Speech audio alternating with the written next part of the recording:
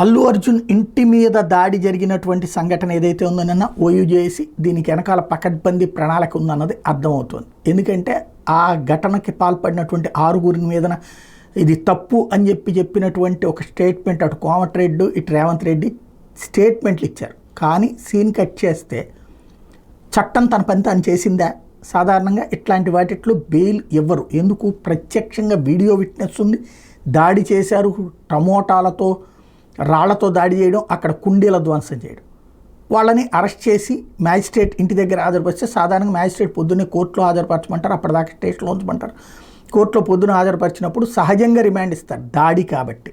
కానీ అల్లు అర్జున్ విషయంలోనేమో జైలుకి పంపించారు, ఒక రోజల్లా జైల్లో ఉన్నారు. ఇక్కడ వచ్చేటప్పటికి వెంటనే బెయిల్ వచ్చేసింది. ఇంకా కోర్టు వేళ కంటే ముందే బెయిల్ వచ్చేసింది. బెయిల్ని సాధారణంగా ఏం చేయాలా? పబ్లిక్ ప్రాసిక్యూటర్ వ్యతిరేకించాలి ఒకవేళ అక్కడ బెయిల్ పాయింట్ రైజ్ అయినప్పుడు. లేదు అంటే ఉద్దేశపూర్వకంగా, అంటే దాడి చేసిన వాళ్ళకి ఏదో బలమైనటువంటి సపోర్ట్ ఉందన్నటువంటి విషయం స్పష్టంగా కనబడుతుంది.